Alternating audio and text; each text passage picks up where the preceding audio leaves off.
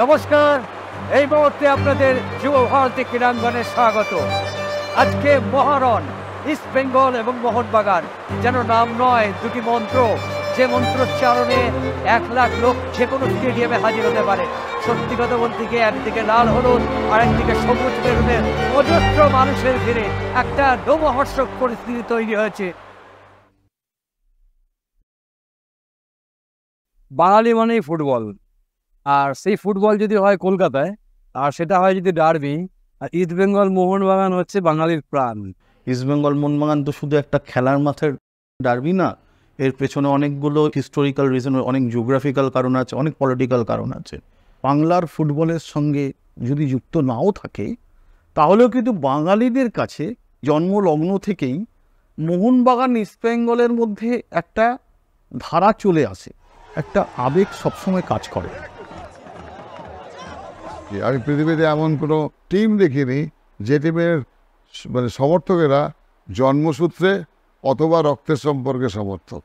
যখন বাংলা ভাগ হয়ে গেল, তার আগে থেকে কিন্তু যারা পূর্ববঙ্গ থেকে চলে আসছে, নিজেদের জন্মভিটে ছেড়ে যারা চলে আসছে এখানে, তাদের কাছে এই যে চলে আসার পরে যে একটা নতুন করে যে ভিটেটা তৈরি করা, এই ভিটে তৈরি করার ক্ষেত্রেই কিন্তু তখন ইস্ট বেঙ্গল তাদের কাছে হয়ে গেল একটা শিকড়ের মতো, মানে একটা আঁকড়ে ধরে রাখার মতো। তখনই হলো কি, যারা পূর্ববঙ্গ থেকে এসছে তারা চলে গেল ইস্ট বেঙ্গলের দিকে, আর যারা এখানকার লোকজন তারা থাকলো মোহনবাগানের দিকে। যার ফলে এই মোহনবাগান ইস্ট বেঙ্গলের রাইভালরিটা ওইখান থেকে মেনলি তৈরি হলো, বঙ্গভাগ থেকে। হেরিডিটি কানেকশনটা মানে deep into my grandfather days. আমার বাবার কাকা যিনি হন, উনি হচ্ছেন কেষ্টপাল, উনি অলিম্পিয়ান, প্লাস হচ্ছে মোহনবাগানেরও ক্যাপ্টেন ছিল সেই সময়। দ্য লাইকস অফ পিকে ব্যানার্জি, চুনি গোস্বামী, এনাদের সাথে ওনারা খেলেছেন, উনি অলিম্পিক খেলেছেন। তারপরে আমার মামা ছিল হচ্ছে মোহনবাগানের ক্যাপ্টেন, প্রাক্তন ক্যাপ্টেন। মামার হাত ধরেই মোহনবাগানের ত্রিমুকুট জয়, 70s ক্যাপ্টেন মামা, নাম প্রশান্ত ব্যানার্জি। একটা জিনিস বলে না যে you don't choose the destiny chooses you. Mohun Bagan আমাকে চয়েস করে নিয়েছে। ইস্ট বেঙ্গল ক্লাব আমার চয়েস ছিল না। লাইক ফুটবল একটা হেরিটেজ লেগাসি, একটা হেরিটেজে আছে, এটা বিশ্বের সব জায়গায়। যেমন আমার বাবা জ্যাঠা দাদু ঠাকুরদা ইস্ট বেঙ্গল সাপোর্টার ছিল। আমি ছোটোবেলায় আমি যখন বড় হচ্ছে, আমার বাবা জ্যাঠাকে দেখেছি ইস্ট বেঙ্গলকে সাপোর্ট করতে।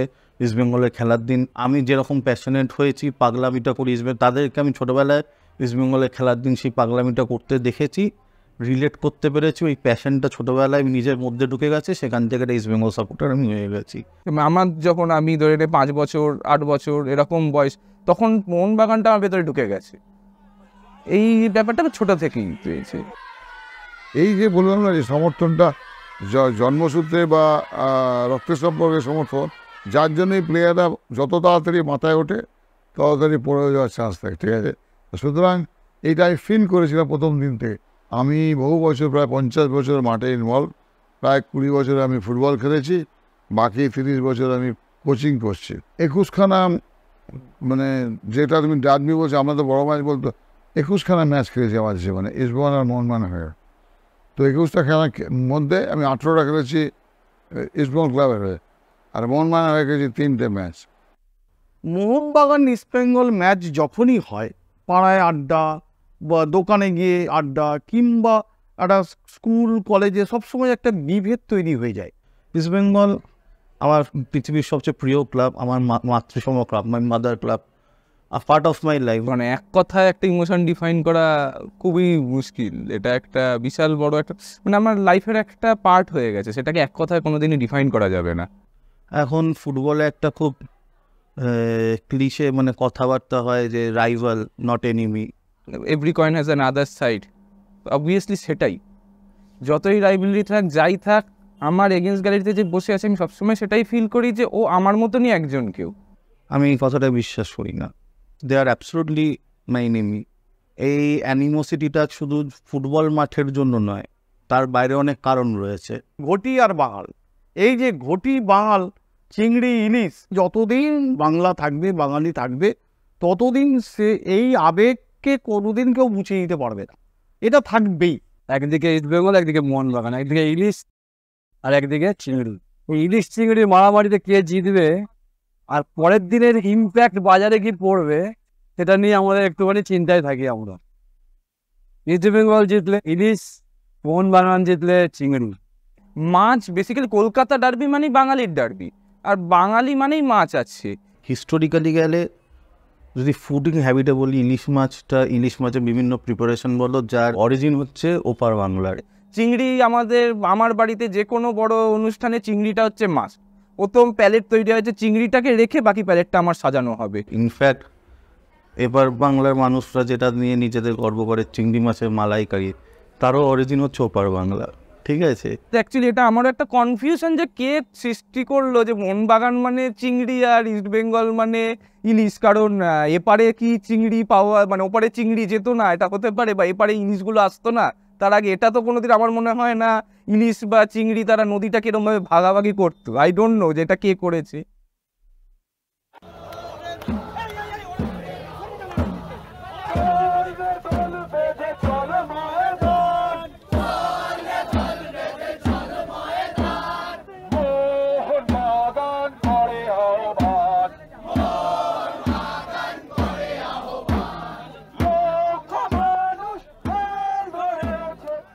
এখন যে কালচারটা এসছে, একটু আল্ট্রাস কালচারটা বেশি ঢুকে গেছে।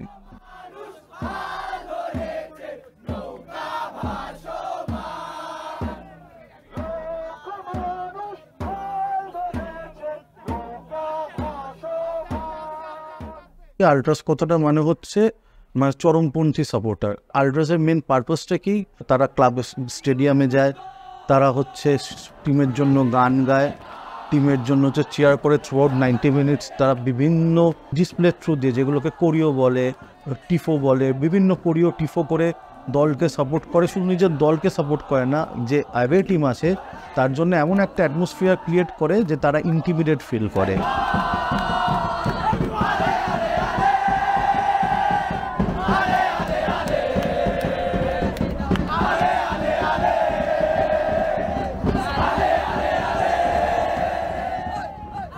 ভালো, নিঃসন্দেহে ভালো। ফুটবলের প্রতি একটা ক্রেজ আসছে। আসলে মানুষ এটা কেন শিখলো? এই শিক্ষাটা কিন্তু এসছে কিন্তু একটা ফরেন থেকে না, আমাদের দেশে এই কালচারটা নেই। এখানকার মানুষ বসে খেলা দেখবে, তাদের ফ্রাস্ট্রেশন বার করবে, তাদের কিছু ভালো হলে এক্সাইটমেন্ট দেখাবে, চেল্লাবে, দ্যাটস ইট, এইখানেই সীমাবদ্ধ। যখন আমরা 2013 সালে ইস্টবেঙ্গল আল্ট্রাস শুরু করি, প্রথম পারপাসটাই ছিল যে ওই চরমপন্থী ব্যাপারটা আমাদের ইস্টবেঙ্গল ক্লাবের ক্ষেত্রে আনতে হবে। আমরা এমন একটা ফ্যান মুভমেন্ট তৈরি করব যেখান থেকে দাঁড়িয়ে ইস্টবেঙ্গল যারা 11টা প্লেয়ার প্লাস যারা বেঞ্চে বসে আছে তাদেরকে আমরা সাপোর্ট প্রোভাইড করতে পারবো। আমরা 12th ম্যানের কাজটা করবো। 11 জন মাঠে খেলবে, গ্যালারি থেকে আমরা খেলবো। আমরা দলকে সাপোর্ট করবো গান গেয়ে, আমরা চ্যান্ট করে, যেটা গান গেয়ে বা চ্যান্ট করে। East Bengal Ultras is the pioneer of Ultras movement in India.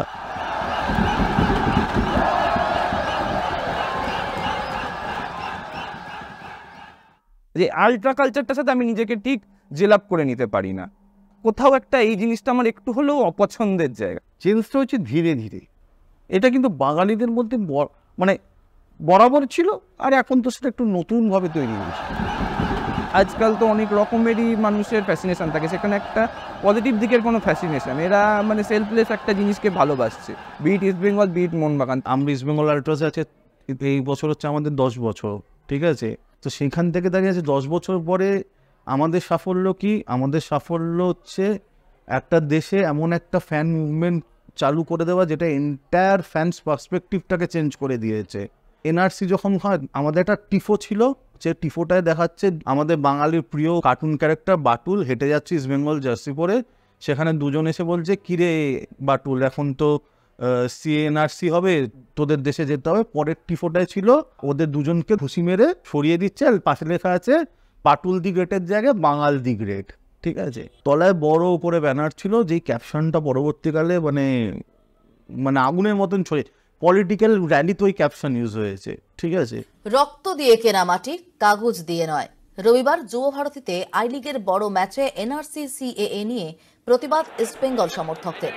Match শুরুর আগে তাদের এই পোস্টার দেখা যায় ইস্টবেঙ্গল গোল পোস্টার পিছনে। গত কয়েকদিন ধরেই কলকাতার বিভিন্ন জায়গায় চলছে এনআরসি-সিএএ এর প্রতিবাদ। সেই তালিকায় এবার জুড়ে গেল যুব ভারতের বড় ম্যাচ। খেলায় হার জিত আছে, যে হারটাকে মানতে পারে না তার জিতের আনন্দ করার কোনো অধিকার নেই, কিন্তু ওই যে কিছু পার্সেন্টেজ আছে যারা মানতে পারে না। মোহনবাগানে একটা বিখ্যাত ঘটনা আছে, সাপোর্টারের নাম সবাই জানে, উমাকান্ত বালদি। 75-এ 5 গোল খাওয়ার পর উমাকান্ত বালদি সুইসাইড করেছিলেন। নমস্কার, মোহনবাগান ক্যালকাটা ক্লাবের ইজমালি মাঠ থেকে কথা বলছি জয়ন্ত চক্রবর্তী। আজ 1975 সালের 30 সেপ্টেম্বর, আজ আইএফএ শিল্ডের ফাইনালে মুখোমুখি হচ্ছে ইস্ট বেঙ্গল এবং মোহনবাগান। ইস্ট বেঙ্গল 5 গোল নিয়ে চলে গেছিল মোহনবাগান মাঠে এসে। জানিয়ে রাখছি তা কারা খেলছে আজকে দুটি দলের। ইস্ট বেঙ্গলের পক্ষে 4 জন ফরওয়ার্ড হিসেবে যারা রয়েছেন, তাদের মধ্যে রয়েছেন সরজিৎ সেনগুপ্ত, রয়েছেন সুভাষ ভৌমিক, রয়েছেন রঞ্জিত মুখার্জি এবং শ্যাম থাপা। যেদিনকে অতগুলো গোল খেয়ে গেছিলো, একটা লোক তার কাঁটা মানে মোহনবাগান তো কাঁটা তারের বেড়া ছিল, তাতে মাথা টুকে মরে গেছে। আমাদের সামনেই হয়েছিল, ও যেভাবে তার কাঁটায় মাথা ঠুকছিল আমরা মানে তাজ্জব বলে গেছি, আর তাকে কেউ আটকাতে পারেনি। 5-0টা ইম্পর্টেন্ট ফ্যামিলিগতভাবেও একটা, কারণ 5 নম্বর গোলটা খেয়েছিল আমার মামা প্রশান্ত মিত্র। তো আমার জীবনের প্রথম ম্যাচই 5 গোল। থার্ড গোলটা আমি মাঝ মাঠ থেকে গোল করেছিলাম, বাসকলি ট্রাই করেও পাইনি, ওটাই মাঠের সেরা গোল। সুভাষ ভৌমিকের কাছে সেখান থেকে রঞ্জিত মুখার্জি চমৎকার গোল নিমাই বর্ষা উইকেট পথকে সুন্দর গোল করেছেন রঞ্জিত মুখার্জি, 3-0। ভাস্কর গাঙ্গুলির মতো গোলকিপার হয়তো বেঙ্গলেই আসেন, কিন্তু সেদিনকে তার দিন ছিল না। আজকের দিনে দাঁড়িয়ে আজ 50 বছর বয়স বেড়ে গেছে, এখনও যখন ইসবল মানে কথাটা কাগজে ডার্বি ম্যাচ আসে, তো ওই 5 গোলের কথাটা ওঠে এবং আমরা জিয়ে রয়েছি। জানি না একদিন রেকর্ড তৈরি হয় ভাঙার জন্য, একদিন তো ভাঙবেই। প্রচুর মানুষ আছে যারা আমার থেকেও মানে অনেক বেশি প্যাশনেট অ্যাবাউট মোহনবাগান। আমি প্রচুর অ্যাম্পিউটেড হ্যান্ডিক্যাপ মানুষকে নিয়মিত মাঠে দেখি, ইস্টবেঙ্গল সাপোর্টার, মোহনবাগান সাপোর্টার। এই ইস্টবেঙ্গল মোহনবাগান মাঠে এই দৃশ্য প্রায় দেখা যায় যে এই সাদা মানুষ মারা গেছে, সাদা পরে ইস্টবেঙ্গল কেউ কারো মা মারা গেছে, কেউ মাখন নিকট আত্মীয় মারা গেছে, সেইরকম অবস্থায় একজন মানুষ এসছে চেন্নাই, হয়তো আমি তখনও তাকে চিনতাম না, আমি তখন অনেক বয়সে ছোট। তো পাশ থেকে একজন জিজ্ঞেস করলো যে কে দাদা, বাবা না মা? বললো না, ছেলেটাকে এইসবে ঘুরে আসলাম। তাদের কাছে মোহনবাগান একটা অদ্ভুত জিনিস, মানে আমি কোনোদিনই মনে করি না আমি সেই প্যাশনেট লেভেলে পৌঁছতে পারবো। এই যে বলছি জীবন মৃত্যুর ঊর্ধ্বে। কলকাতার ডার্বিটাকে নিঃসন্দেহে বলবো ওয়ার্ল্ড ডার্বির সঙ্গে তুলনা করা যায় একদম।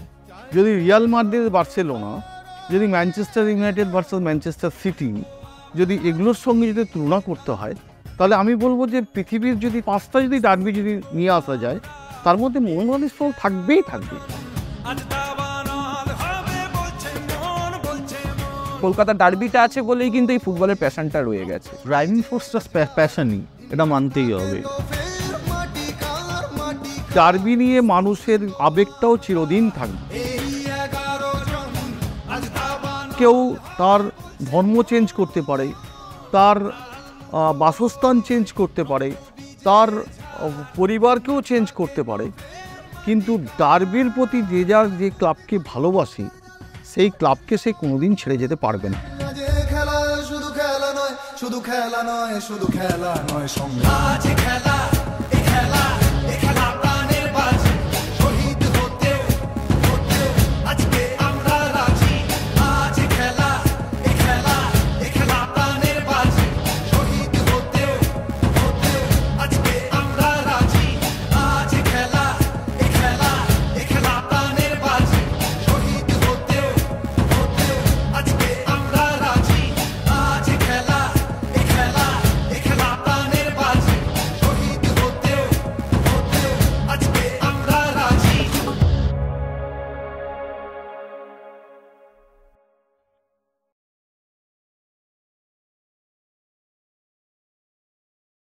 আমার একটা খুব ইচ্ছা আছে যে আমি আমার ছেলেকে মানে মাঠে খেলতে দেখব, আর আমি এই গ্যালারিতেই বসবো।